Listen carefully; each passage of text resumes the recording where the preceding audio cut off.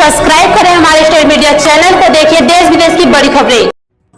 7वें चरण के चुनाव में दागी प्रत्याशियों की भरमार।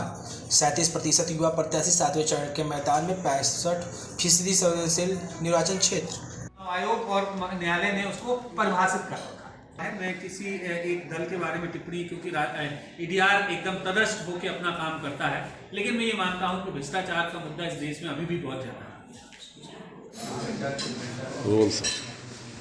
आज किस तरीके की यहाँ प्रेस वार्ता आज खासतौर से ये प्रेस कॉन्फ्रेंस बहुत ही एक विशेष प्रेस कॉन्फ्रेंस का आयोजन आज यहाँ बनारस के होटल में किया गया, जो association for democratic reform ADR के द्वारा ये प्रेस कॉन्फ्रेंस का आयोजन हुआ, जिसमें ये उत्तर प्रदेश विधानसभा चुनाव के आखिरी चरण, जिसको 7वां चरण कह रहे हैं, उसमें चुनाव लड़ रहे उम्मीदवारों के संदर्भ में पूरी जानकारी साझा की गई है। और उसमें खासतौर से हमने 613 में से 607 प्रत्याशियों का विवरण हमने यहाँ पर आज जारी किया है, और उस विवरण को यहाँ पर जारी करने में हम 54 विधानसभा क्षेत्रों के प्रत्याशी, तो जिसमें अगर हम देखें तो ये पाते हैं कि आपराधिक प्रवृत्ति के प्रत्याशियों में हमने बढ़ोतरी देखी है।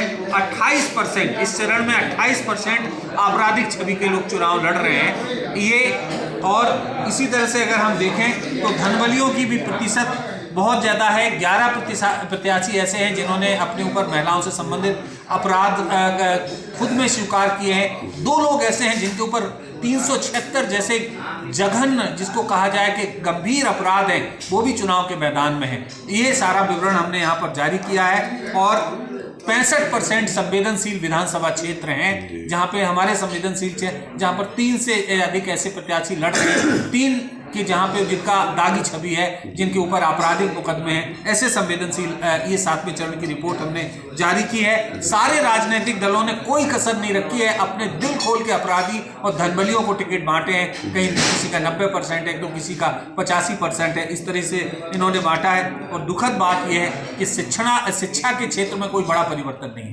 पिछले बार जो स्थिति थी वही स्थिति और है। और दुखद बात तो यह है कि अगर आप कल्पना करेंगे कि 35% उम्मीदवार ऐसे हैं जिन्होंने 5वीं से लेकर 12वीं तक की अपनी शैक्षणिक योग्यता बताई है। अब जब इस तरह से जब यहाँ देश में स्नातक और स्नातकोत्तर और पीएचडी धारकों की एक बड़ी संख्या है, लोग कहते हैं कि पढ़े लिखे बहुत लोग, इसका मतलब पढ़े लिखे लोग राजनीति में कम आ रहे हैं। तो ये रिपोर्ट हमारे इस तरफ भी इशारा करते हैं कि देश में किस तरह का एक माहौल जा रहा है, किस तरह से। और उम्मीदवारी में देखें तो कुल 36% लोग ऐसे हैं जिन्होंने अपनी 37% लोग ऐसे हैं कि जिन्होंने 25 से 40 साल का अपना बताया कि उनकी उम्र है, वरना तो जिनका उम्र है वो 41 से 60 के बीच में जो लोग हैं वो 50% के आसपास 49% हैं। तो ये हमारी ये रिपोर्ट ये बताती है राजनीति में धनबल और बाहुबल ने पूरी तरह से अपना प्रभाव रख लिया है, और अब इसी आधार पर लोग चुन के राजनीति में आना चाहते हैं।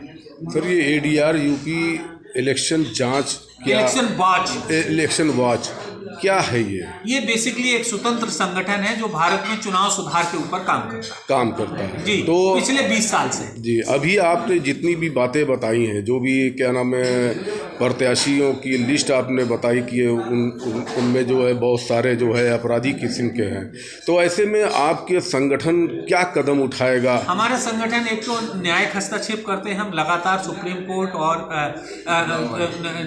खासतौर से रिट के साथ साथ हम लोग कई तरह के अपील्स ले जाते हैं। दूसरा यह है कि ग्रास रूट पे भी जाके हम लोगों को बताते हैं कि इस विधानसभा में जो लोग लड़ने वाले हैं उनका आपराधिक, राजनीतिक, शैक्षणिक, आर्थिक क्या स्तर है, ये सब बताने का काम करते हैं। और इस तरह का काम जो पूरे उत्तर प्रदेश में देख रहे हैं, हमारे साथी अनिल शर्मा जी हैं जो इस तरह के काम को पूरा देख रहे हैं। आगे आपकी संस्था और क्या करती है? आगे तो देखिएगा, अभी चुनाव जीतने के बाद चुनाव के परिणाम आएंगे। 13 को हम पूरी एक कंसोलिडेटेड रिपोर्ट जारी करेंगे कि लोग जो जीत के आए उनका क्या बैकग्राउंड है, किस तरह के लोग जीत के आए, और इसके आधार पर हम न्यायिक हस्तक्षेप की तरफ जाएंगे। और हम पूरे 5 साल जनता के बीच में अलग अलग इलाकों में संगठनों के माध्यम से लोगों को मतदाता जागरूकता का काम करने की कोशिश करते हैं। इस बार कितनी जागरूकता आपने फैलाई? हम 250 विधानसभा क्षेत्रों में गए हैं जी। 403 में 250 विधानसभा क्षेत्रों में हम लोगों ने ये कैंपेन किया है। अब ये प्रयास तो हमें तब पता चलेगा जिस दिन परिणाम आएंगे कि हमारी जागरूकता का असर क्या हुआ। वाराणसी की जनता को आपकी संगठन की तरफ से आप क्या संदेश हम देना चाहेंगे? बनारस की जनता को एक संदेश आपके इस सम्मानित चैनल के माध्यम से देना चाहेंगे। वो ये है कि अच्छे को चुने, सच्चे को चुने, राजनीति में स्वच्छ छवि के लोग आएँ ताकि अच्छे कानूनों का निर्माण हो, और अच्छे कानून बनेंगे तो लोक हित में अधिक, जिसको कहा जाए कि गवर्नेंस सार्थक होगा। धन्यवाद सर।